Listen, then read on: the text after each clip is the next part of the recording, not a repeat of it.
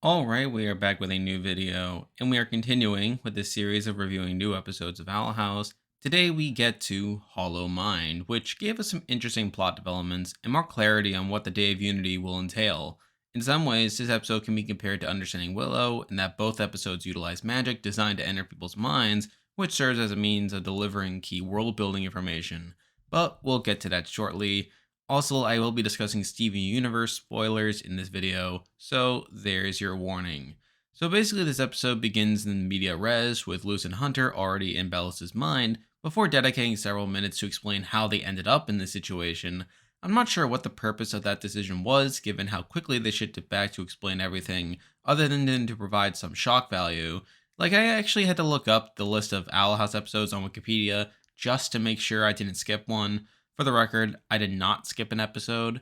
Anyway, it turns out Hunter was out on the town when he bumped into some treasonous rebels trying to activate the spell to send themselves into Bellis' mind.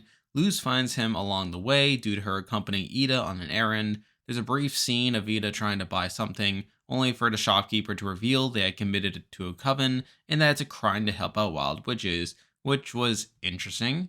Anywho, shenanigans ensue, resulting in Luce and Hunter activating the spell the rebels were putting together, sending them into Bellis' mind instead, and now we can learn more about the Emperor. Luce is determined to prove to Hunter that Bellis is evil, but naturally Hunter is the apologist in the situation that sticks up for the status quo, but sure enough we get into some of Bellis' memories, and we find out how evil he truly is. One of these memories involves him staging an quote-unquote attack from wild witches to scare the people into thinking it's a real problem, when really it was just a bunch of fireworks backstage. I'm sure someone could nip at this saying how someone should have seen the box being planted or whatever, but I'm fine with it if I'm being perfectly honest. We get a more potent scene of Bellis using the spell to assign people to covens, only for them to be in a lot of pain, and when his guard walks to one of them, they're still alive, implying that's not what Bellis wanted to happen.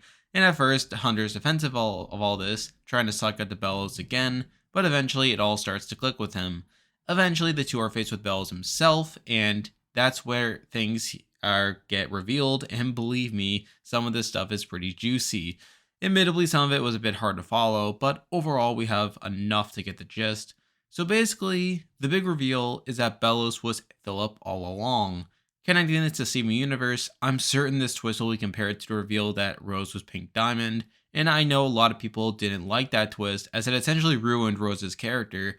I understand that a major theme from that show was to present Rose as a glorified rebel, only to slowly chip away at the facade that Greg and the Crystal Gems had brought up for her, but the reveal that Rose was part of the evil empire, only to soften up when she fell in love with Earth and humans, but rather than having the courage to step out and rebel as herself, she had to create this persona as Rose Quartz, spark a war that killed countless supporters, really traumatized them, and to really stick it to her sisters, faked her own death, sparking several thousand years of them grieving her death. Just feels very selfish and immature in my opinion. I mean, this twist here is certainly more reasonable, as Philip was a character we were only ever intended to like as a source of information for the portal, but even then he already proved to be a bad dude by his first on-screen appearance.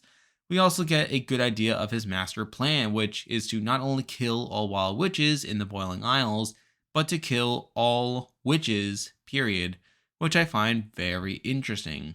Now, there are some lingering questions over why he wants to do this, especially if Bellos was able to become ruler. I mean, I'm sure that in the 1600s, when he lived, that witches coming to the human realm via portals was a major problem, with witch trials and all that, prompting him to go out and solve this problem.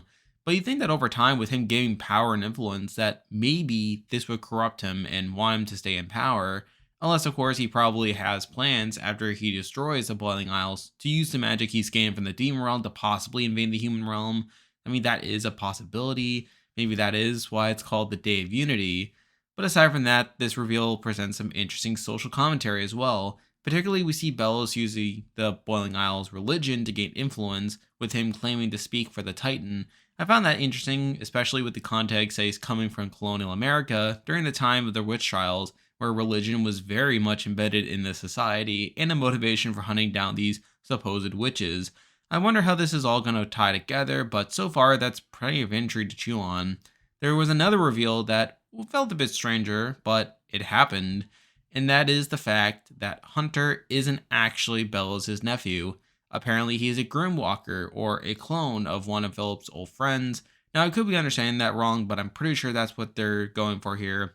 And along with this is the fact that there have been multiple Golden Guards, further hammering home the concept that Hunter is an expendable cog in Bellows' power play. Hunter clearly got more than he bargained for by going on this adventure, and he reacts about as well as you expect from someone whose entire reality came crashing down all at once. By the end, Ida and King are able to get them out of there, largely with the help of the very rebels that concocted the spell to begin with.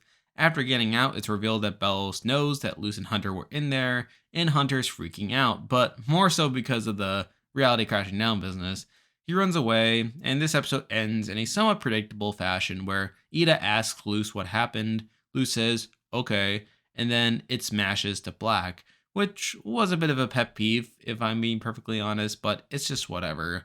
On the whole, this was a pretty solid episode. It gave us some new plot developments, we learned more about what's really going on, and it allows us to recontextualize certain things about the show.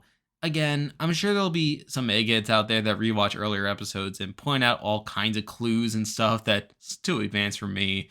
Coming from me, someone that plowed through all the pre-hiatus episodes in a week and doesn't read up on all the theories, I'll say this is an interesting direction for the show to be headed in. I mean, yeah, at the end of the day, it's about another authoritarian regime that's evil and has some backwards ideas on treating its subjects, but with this episode, I at least have an appreciation for how and why the regime was created to begin with. Now, it didn't give us everything. I mean, again, we still don't know what Bellows' plan is after he kills all life on the Boiling Isles, and even the collector purpose isn't super clear, but what is it? Why is it here? Like, why is it even around? But again, I'm sure they're saving it for later, so I'll take that. Beyond that, there are some minor gripes I have with this episode, like the decision to open the episode in media res, just felt a bit pointless to me. There are also plenty of similarities to Understanding Willow, both in terms of the premise and even the plot beats that make it not feel as fresh. And there are a few moments that make this episode feel like your standard big reveal episode from other shows like Steven Universe, particularly the ending. Even so, this was a pretty effective episode still, with some pretty impactful moments and plenty of intrigue moving forward. Now, in terms of the ranking, I mean, this is a borderline top 10 episode. I feel like it fits in the mold of Echoes of the Past and Youngblood Old Souls, episodes that also lean heavily into characters reacting to truth bombs and feeling climactic, and I feel like it's probably around that same level. Even so, while the actual information revealed in this episode is more interesting than what's revealed in Echoes of the Past and arguably Youngblood Old Souls, I feel like Echoes of the Past had a stronger atmosphere that made the episode on the whole feel more memorable. Now, don't get me wrong, I think this episode is also pretty effective on the end, but ultimately I think Echoes of the Past edges it out. But I also think this episode is probably better than Youngblood Old Souls, which is largely propped up by the fact that it is a season finale.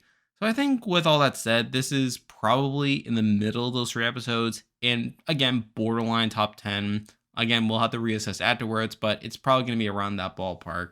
And there we go. That will do it for this week's episode. If you like this content, be sure to like and subscribe. It really helps out the channel. And I'll be back next week to cover the next episode, see what the fallout is from all this, but it should be fun. But for now, that is the episode. See ya.